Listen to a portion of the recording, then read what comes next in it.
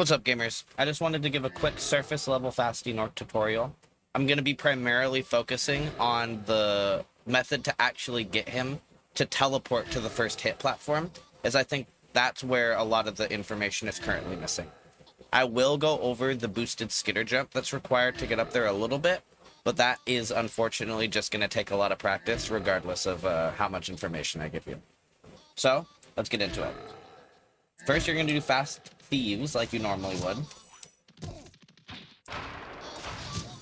Once you do fast thieves, the first thing you'll notice is Nasty's going to move if you're looking at him, right around here. So we want to avoid him moving, because if he moves at any point before we get past him on this platform, the trick's no longer doable. So the way I approach this is I look very far right while angling to the right like this. And then once I'm in this position, I start to roll to the left. And now, as you see, I'm very close to the key door and he hasn't moved yet. Now you can do one of two things here. You can either roll one more time, or you can angle a little bit to the left like this. Angling to the left's a little riskier because you risk sometimes going a bit too far, but I'm in a good enough position here where it's fine. So I'll show you that one more time. Angle very far to the left, roll, turn, perfect. Now we're in this position where he has lowered on the key platform and he hasn't moved yet. Now it's very important at this point when you charge up here that you're still facing to the right, because even at this point, if we look at him, he's gonna move and we don't want him to move yet. So stay facing right, climb these stairs, and once we're up here, we're golden. Now the second part, and this is where I think most of the misinformation, or lack of information I should say, exists. The most important part to get him to teleport is to look back at him fast enough that we can start moving on the track as soon as possible, right? So the way I approach this, if you look on the floor here, there's kind of this shadow that we're standing in, and right around here is where the shadow ends, right? I like to stand somewhere in between before where the shadow ends and after it. So anywhere in this kind of range where standing on it is like perfectly in the middle. So once you're in that position, what I like to do is swivel like this and immediately turn back around and jump charge. Just like that. Right? One more time. Swivel, jump charge. And you'll know that you've done it right when you hear him beating his chest once you get to this point. If you've moved too slowly, like say like this, see how he just started running again? We don't want him to start running again there, or else he will not teleport. And that's why I do not recommend doing this with a jump turn like this. I find it a lot harder to get him to get into the correct animation to teleport. So again, swivel, jump charge, and start doing these skitters over here. That was a little too slow, so try it again. This should work. Perfect. One more time. Swivel, jump charge, skitters. Perfect. So once you get to this point where he's beating his chest, what you're going to want to do is get far enough into the checkpoint over here to where he'll teleport. There's no real cue to know if he has or not, but my general idea is right on this line where the wall and this little tunnel begins is far enough. If you say land here, a little bit too far away from it, he will not teleport once you start climbing the stairs again. If you want to play it safe, you can by kind of going in the tunnel a little bit like that.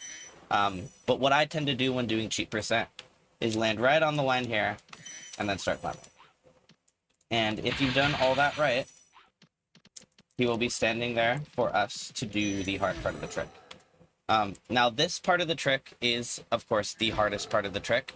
We have to get a really good wall-assisted boosted skitter jump and turn just enough to angle onto that ledge to flame and charge up there to where our flame will hit him and we will charge up it. So let's break it down step by step. My visual cue of where to jump, if you look on the floor here, there's these kind of bolts, these bolt textures on the floor, right? I like to stand in between these two bolt textures, somewhere in between here. And once I get there, I do a full hop and charge to the left. Full hop, charge to the left. Then, Once you're in the air, what you want to make sure you do is hold square and X while you're in the air. So once I'm charging down, I'm holding square and X the whole time until the moment I hit the ground. And the moment I hit the ground, you're going to release square and X. And you'll know you've done this part right if you get a flop, like I have been on these attempts here. It'll look like this. Holding, release. Holding square and X, release. And if you release it on the right frame, when you hit the floor, you'll get that flop. That is how you know you'll be able to do the next part of the trick well.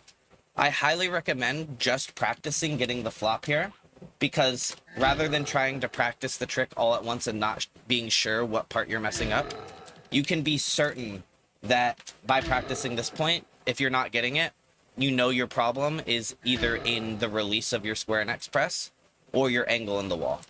So just do it like this a few times to make sure you're actually getting the flop. Then, once you get that down, you want to time a full hop, 1 to 2 frames after the flop comes out. And once you get that full hop, you're going to start curving back to the right. And once you're at the perfect height, you're going to flame and charge while curving left onto this platform so that you'll flame nasty and charge up it. Now, I probably won't get it first try, but it's going to look something like this when you're attempting it. Something like that. I did get it. Nice. So I held square and X.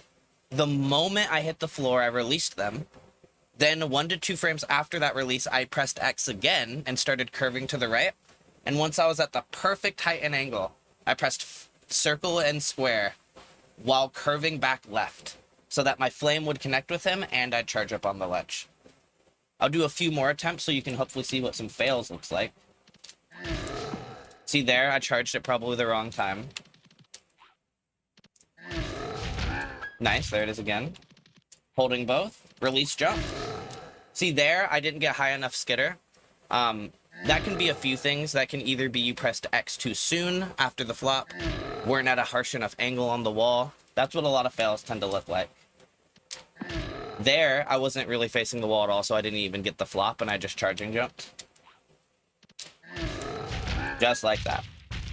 And that's Fasty Gnorc. This end part really takes a lot of practice to get down. I'm still not that consistent at it, but I mainly just wanted to give y'all an overview of especially the beginning section, because there was really not that much information out there on how to consistently get him to teleport.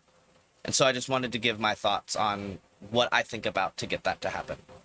So hopefully this was helpful to someone, and have a good one, y'all.